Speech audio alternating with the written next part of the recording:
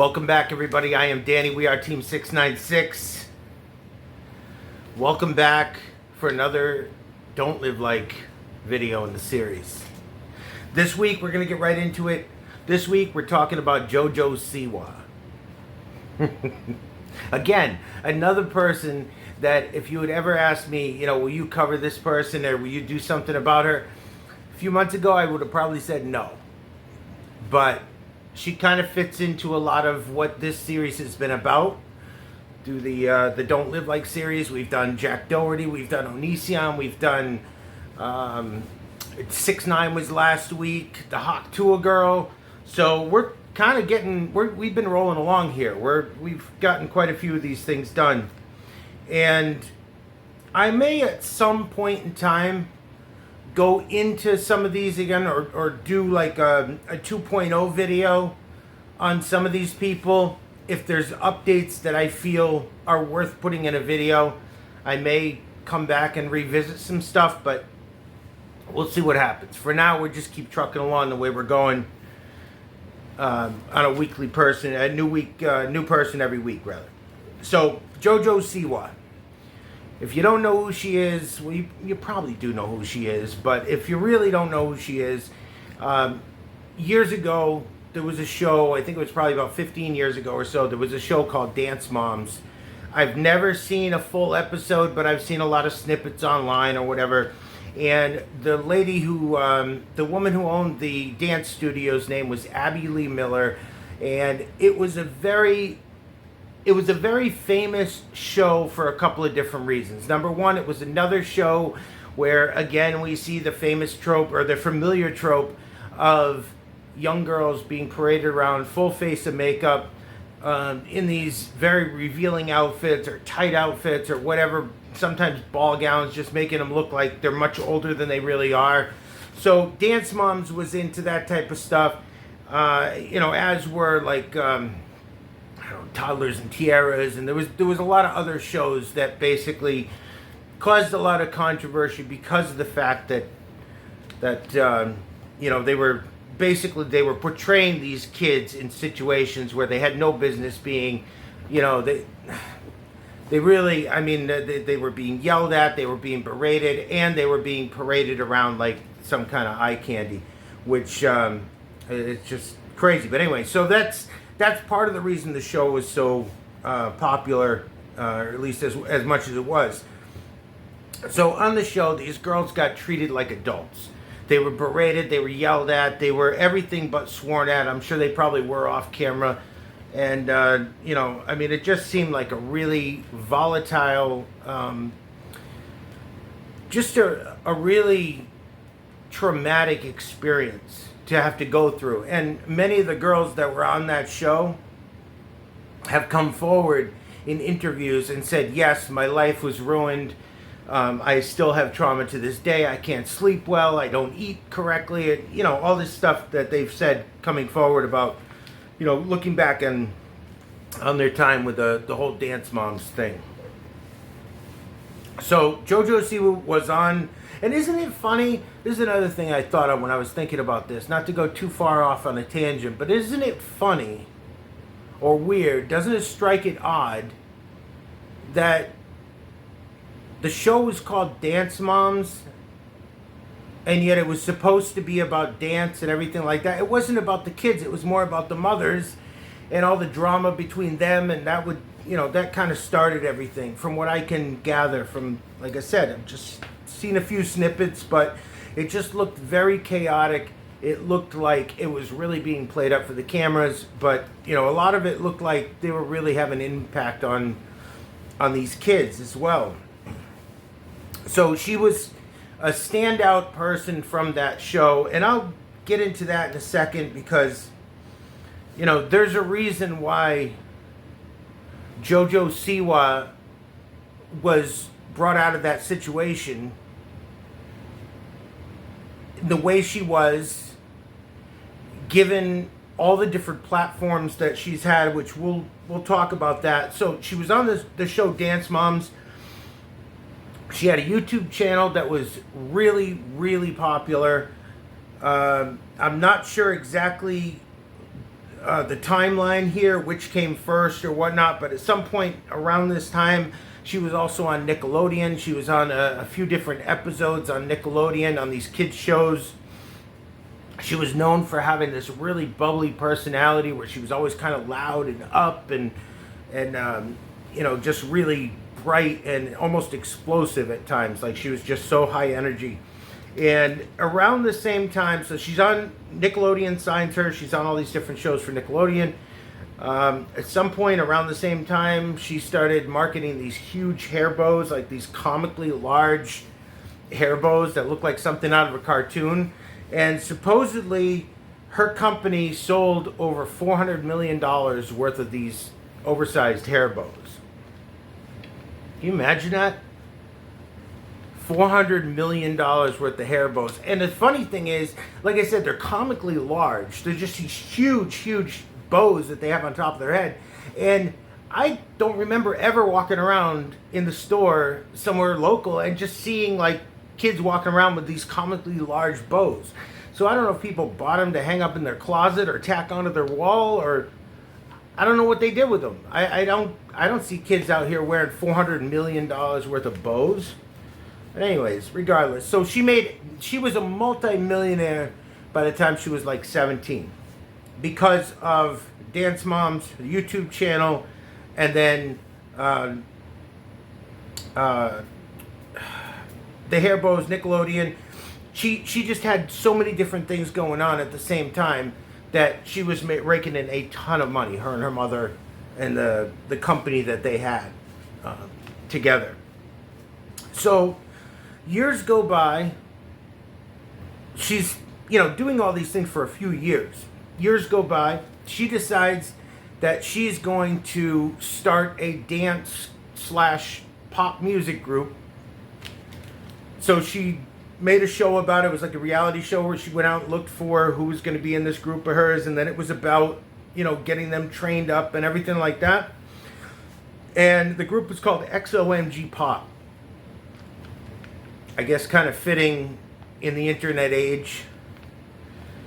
And just some of the expressions that the young kids are throwing out there. So I can understand that, kind of a catchy name. So you would think, because of everything that JoJo had been through, with having this dance coach that was super abusive and just really rough with the girls, kind of coarse language and just very emotionally, mentally abusive towards these girls. You would think that the last thing that Jojo Siwa would want to do is go out there and do the same type of thing, knowing how traumatizing that was for her and for the girls around her. You would think she'd want to clean it up and not do that. Well, guess what? She did exactly the opposite of clean it up. In my opinion, the clips that I've seen, I think the abused became the abuser. Because she was talking, what I've seen, little short clips, I haven't seen a lot, little short clips, little snippets that I've seen, it definitely seems like she talks to these kids at least as bad, if not maybe even a little worse than the Abby Lee Miller lady did. So when I saw that, that's, these are, every one of these people that I talk about in this Don't Live Like series, every single one of them, the story gets dark at some point. Either it's become really dark now, up to this point, or it's been dark along the way at times. And I would have to say that that is a really dark chapter in the whole Jojo Siwa thing. So if you think she's all cutesy and rainbows and everything else, no, not at all. This girl was doing to these little girls in XOMG Pop the same type of things that were being done to her in Dance Moms. In fact, there's actually a story where one of the girls was injured somehow and was told to go put like a maxi pad over their injury. I think she had some kind of surgery and it started bleeding while they were rehearsing. And she was told, oh, just go put a pad on it and tape a pad over it and come out and keep dancing. after this girl had just been through major surgery. I mean, talk about some heinous stuff, especially after what you've been through, after what you experienced from Abby. Now you're going to do the same thing to these little girls? It's disgusting. Absolutely disgusting. So, she's doing the thing with EXO and G-Pop. She's got a couple more, little things that happen, little bumps in the road or whatever that we heard about. Then she decides to start, she's on TikTok, and she decides to start making these TikTok videos kind of teasing the fact that she's going to do a rebrand. And she's kind of going like, oh, if this is going to be too rough for you, leave now, because, this is going to be one of the craziest things you've ever seen. I'm not a kid anymore, basically, and I'm going to show the world that I'm not a kid, and this is my, I'm going to show the world who I really am. And it's just so funny, because her rebrand, she came out with a song called Karma. Its full name is Karma is a Bitch, which, by the way, she's supposed to be coming out as this, ooh, she's a bad girl, she's an adult now. She couldn't even say bitch at first when she was getting ready to, rehearsing the song to actually perform it. She says in interviews that she had a hard time getting herself to say bitch. Nice bad girl rebrand. So come to find out, so she does a music video for the song. It's a bizarre music video. It starts off looking at an island in the water that looks exactly like the island in the beginning that's like over Bikini Bottom in the SpongeBob SquarePants TV shows. Exactly the same. It looks exactly like the profile of that island and, the water and stuff like that. So that was kind of funny. Really going bad girl on that one, huh? A little SpongeBob action. So her outfit, people were mocking her, saying she looks like discount Gene Simmons. She had just like kind of a weird dark black outfit with black eye makeup all around, and she had like a black thing on her chin and a line that went down here that was all black, and then her outfit was it was black and silver, and I guess it had dark colors. It had black on it, so woo, that was a little scary. But just people were clowning her, and then she pretended that she didn't know who Gene Simmons was. I thought that was kind of funny too. She's like, somebody said that to her, that she looked like some sort of, I don't remember the comment, but she looked like some sort of a Gene Simmons kind of clone or something like that.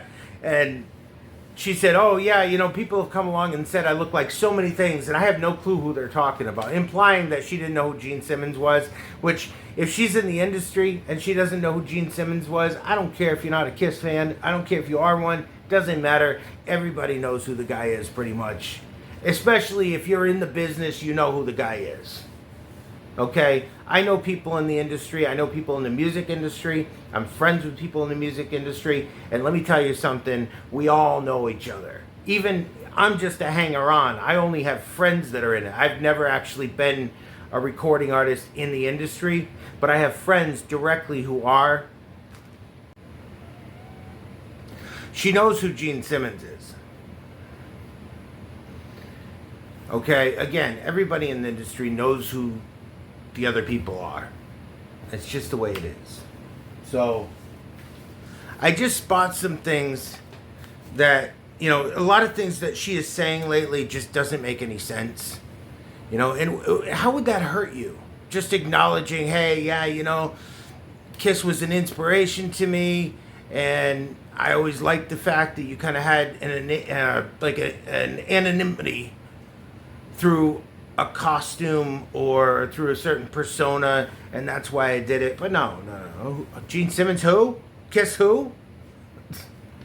Like, it just seems odd. That's all.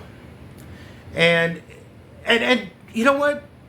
maybe she cares so little about the industry that she's in that maybe she really, that's how she feels. Who knows? You know, I have no idea.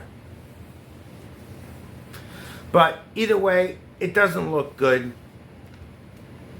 So she doesn't write her song. She didn't write Karma. It came out that she never wrote that song.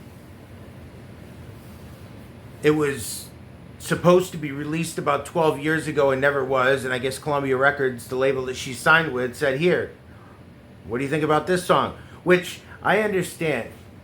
I know the fact that people get pitched songs that they didn't write. That's a very common thing in the industry, is for people to get pitched, for a singer to get pitched a song that somebody else wrote. A lot of your favorite performers have writers. But it is so weird that she came out and just divulged that information out in the open. You know, it just kind of takes away the mystique, it takes away the aura, it takes away a lot of the reason that people will even be interested in somebody who's a celebrity, is because there's some kind of a, there's a lot of unknowns, so there's kind of like a mystique there. There's something that, that you don't know everything about the person. That's part of the fun. That's part of the whole experience of following a celebrity, I guess. I don't know. I don't follow celebrities.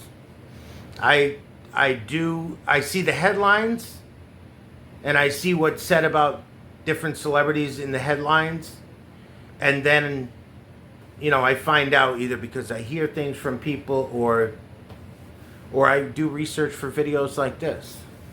And, she's just one of these people that just stays in the headlines all the time. And everybody I've talked about in the Don't Live Like series, they all have been, at one time or another, they have all been in the headlines a lot. So, she doesn't write her own music. She can't sing. She's a terrible singer. And she can't really dance. I've seen so many different people do her dance, do the choreography for Karma, and do it so much better than her.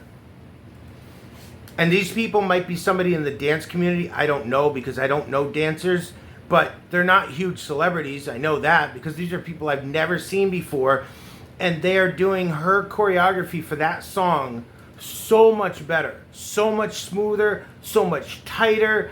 She has this like really stiff, like almost like ratchety type of way that she, and I don't mean it like she's a ratchet. I mean like a socket ratchet. Like she just seems like really almost like she clicks into place when she dances. I couldn't do it. I'm not a dancer, but I'm also not trying to portray myself as a dancer either.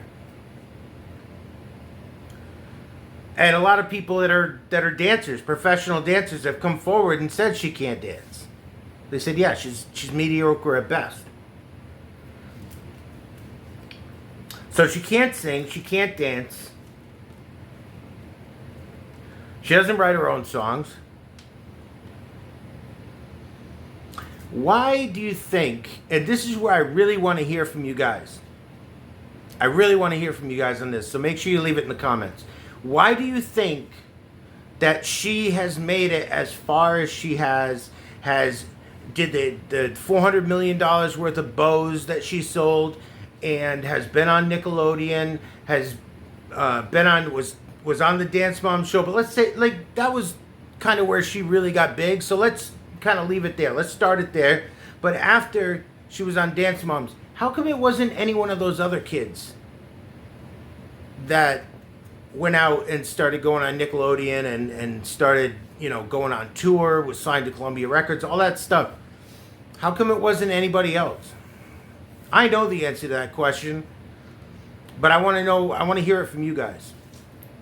So leave it in the comments. Why wasn't anyone else? Why is it her that has gone forward and done all that stuff, knowing for a fact that she can't sing, she can't dance, and she doesn't write her own lyrics. Or write her own music. Doesn't matter. She doesn't write anything regarding the production of music.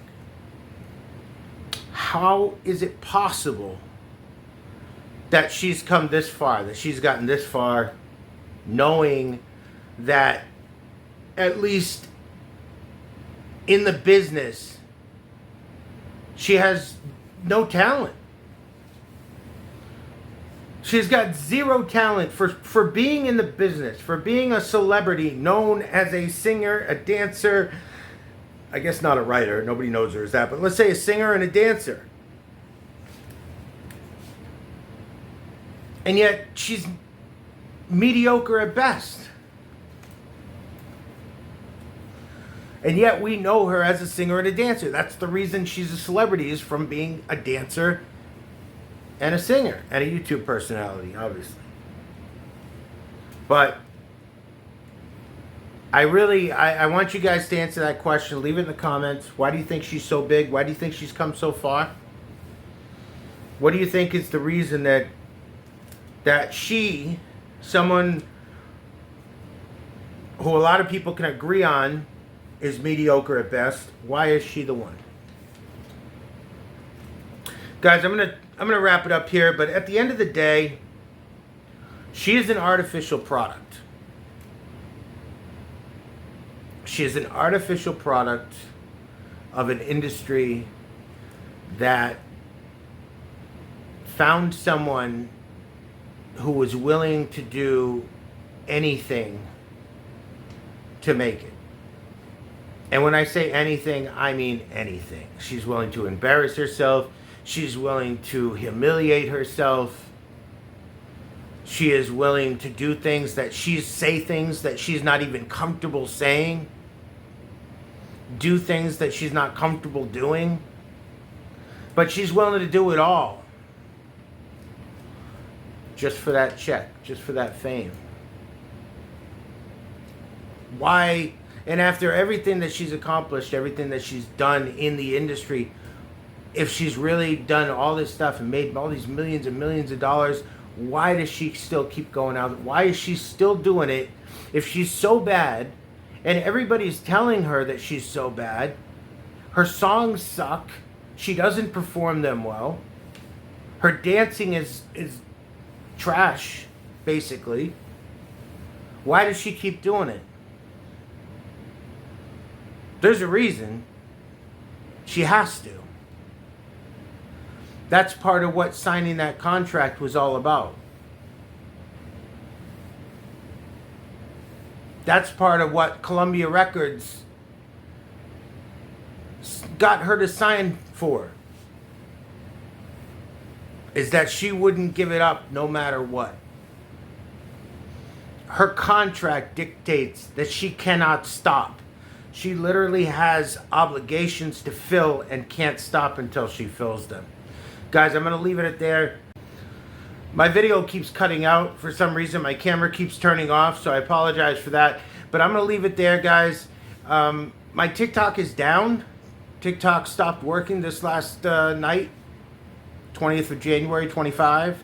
I went to go log on early this afternoon to check my account and see what was going on. And TikTok is not available in your country anymore. So that's what it said. And we'll see what happens. But I had gotten a little bit of a decent following on there. We were getting close to, I was just under 800 subscribers or followers on TikTok, which I know is not a lot. But again, I've only been doing this for about 4 months. So we'll see what happens with that. I'm going to try to move some of my stuff from TikTok over to here so you guys can see it. And guys, I guess that's it for now. I'm Danny. We are Team 696. Thank you so much for stopping by. And guys, let me know in the comments who you want me to do another video on, who you want me to do the next Don't Live Like video on. Leave it in the comments. I'll do it. I don't care who it is. I'll take on anybody you guys bring. I have no shortage of people lined up, but I would love to do something on somebody you guys want to talk, want me to talk about, want to hear about, and just get my perspective on somebody. If there is anyone like that, let me know. Leave it in the comments. Guys, I love you. Take care. Have a great night. Peace.